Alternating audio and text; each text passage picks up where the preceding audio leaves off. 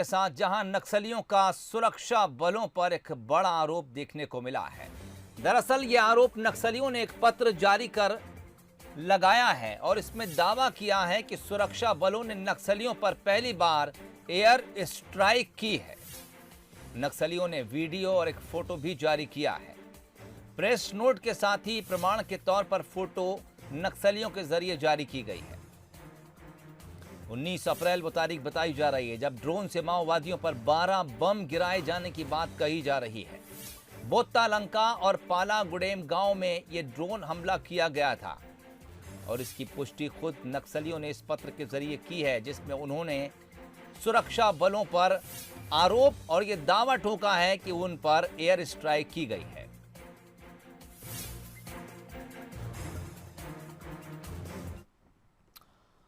और ज्यादा जानकारी के लिए इस वक्त हमारे बीजापुर से संवाददाता चेतन कश्यप और जगदलपुर से प्रशांत गजभिये जुड़ गए हैं। चेतन, पहले आपके पास आना चाहूंगा, क्या कुछ ये जानकारी आपके पास पहुंची है और किस तरह से नक्सली अब इस मामले में आरोप लगा रहे हैं? हालांकि सुरक्षा बल जो कुछ कर रहे हैं उस इलाके में, ये शांति व्यवस्था के लिए एक कदम हो सकता है।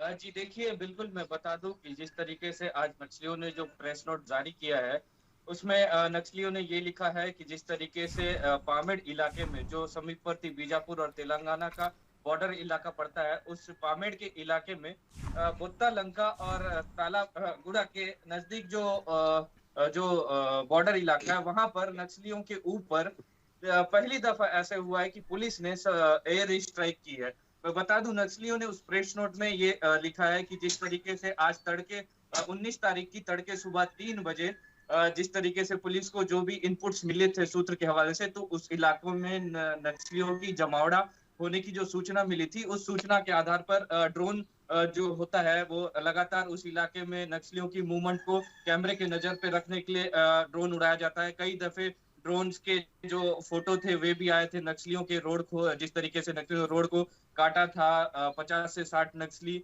उस तरीके से नक्सली लगातार ड्रोन के कैमरे से पुलिस के पास तस्वीरें उनकी आती रहती है, लेकिन इस दफा एक पुलिस ने कारगर एक साबित किया है कि जिस तरीके से ड्रोन हमला किया जाए, जैसे एयर स्ट्राइक किया जाए, पहली दफा देखने को मिला। और नक्सलियों ने प्रेस नोट जारी कर जो दक्षिण बस्तर सब जोनल कमेटी के सचिव है विकल्प, उन्होंने प्रेस नोट जारी किया है और 19 तारीख की सुबह 3 बजे, लगभग तड़के सुबह 3 बजे जो ड्रोन था, ड्रोन से हमला नक्सलियों को ऊपर किया गया है, जिसमें 12 बम दागे गए थे, 12 बम फेंके हुए थे। लेकिन हालांकि नक्सलियों का प्रेस नोट में इस तरीके से लिखा हुआ आया है कि जिस तरीके से वहां पर जब वो ड्रोन से हमला हुआ था तब नक्सली वहां से दूसरे इलाके में कूच कर चुके, दूसरे इलाके में पहुंच चुके थे। और नक्सलियों ने ये भी कहा है उस प्रेस नोट में कि इस हमले से नक्सलियों को कोई भी क्षति नहीं हुई। जी ठीक, चेतन आप बने रहिए, रुख करेंगे सीधे जगदलपुर की तरफ। प्रशांत गजभिये इस वक्त हमारे साथ जुड़े हुए हैं। प्रशांत, क्या कुछ सुरक्षा जो दल हैं उनके अधिकारियों का कहना है, अगर आला अधिकारियों से आपकी बात हुई हो, कुछ ज्यादा आक्रामकता की जरूरत इस वक्त महसूस की जा रही है? क्योंकि इससे पहले हमने देखा कि लगातार नक्सलियों ने कई बड़े हमले कर भारी नुकसान पहुंचाया था। ऐसे में जवाब देना क्या जरूरी है? कि जवाब देना तो बहुत जरूरी है। और जिस तरीके से खुद केंद्रीय गृह मंत्री अमित शाह जगदलपुर, बस्तर, बीजापुर पहुंचे हुए थे और उसके बाद से ये आकलन भी बिल्कुल लगाया जा रहा था कि अब जो है फोर्स थोड़ा ज्यादा जो है आक्रामक रूप अपनाएगी। और इस तरीके से हवाई हमले का सवाल भी जो है गृह मंत्री से पूछा गया था, तो उन्होंने सीधा इस बात से नकार दिया था कि यहाँ पे ये स्थिति उत्पन्न नहीं होगी। कि अगर फोर्स ने एयर स्ट्राइक की है तो एक बहुत बड़ा कदम उठाया है। हाँ, लेकिन जिस तरीके से बस्तर आईजी सुंदर राजपी से हमारी बातचीत हुई, उनका स्पष्ट रूप से कहना था कि ये नक्सलियों की बौखलाहट है। इस तरीके की कोई भी वारदात या इस तरीके की कोई भी हमला पुलिस विभाग द्वारा नहीं किया गया है, और अगर हमला किया जाएगा तो इस बात की सूचना भी जो है दी जाएगी, लेकिन इस तरीके की कोई हमला नहीं किया गया है। ऐसे में नक्सली क्या आधार बनाकर एक वीडियो और फोटो डालते हैं कि इस तरीके से हमला हुआ, और उसके जो पार्ट्स जो है बम के, वो जो है उस पार्ट्स को जो है फोटो के रूप में बता रहे हैं। लेकिन सुरक्षा बलों की तरफ से जो बयान आ रहा है कि इस तरीके का हमला नहीं हुआ है। लेकिन ये रणनीतिक जो है बिल्कुल कहा जा सकता है कि समय समय पर जो नक्सली होते हैं वो अपनी रणनीति बदलते हैं। और जिस तरीके से अमित शाह पहुंचे हुए थे और ये संभावना जो है हर कोई लगा रहा था, ये कयास लगा रहा था कि अब जो है आक्रामकता बढ़ेगी पुलिस की और हो सकता है कि हवाई हमला भी हो।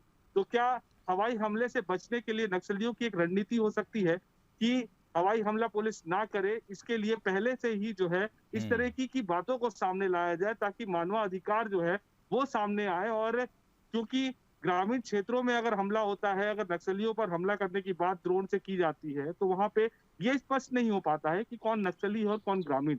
ऐसे स्थिति में अगर हवाई हमला होता है तो कहीं ना कहीं ग्रामीणों को भी नुकसान पहुंच सकता है। और हमेशा से नक्सली जो है ग्रामीणों की आड़ लेकर सरकार को घेरने का प्रयास जरूर करते रहते हैं। तो ये एक रणनीति भी हो सकती है। अब देखने वाली बात होगी कि कुछ देर में जिस तरीके से बस्तर आईजी का कहना था कि ये सारी चीजें जो है नक्सलियों के प्रोपोगंडा है और इसको लेकर बहुत जल्दी जो है वो प्रेस रिलीज भी जारी करने वाले हैं। तो प्रेस रिलीज में क्या कुछ आता है, लेकिन अगर एयर स्ट्राइक हुआ है तो बिल्कुल सोहेल जी एक बहुत बड़ा कदम है और नक्सली कहीं ना कहीं इस सारी चीजों से बौखलाए हुए हैं। चलिए इंतजार करना होगा सुरक्षा बलों की तरफ से होने वाली प्रेस रिलीज या फिर प्रेस कॉन्फ्रेंस का, आला अधिकारी क्या कुछ जानकारी देते हैं। बहुत शुक्रिया आप दोनों का बातचीत के लिए।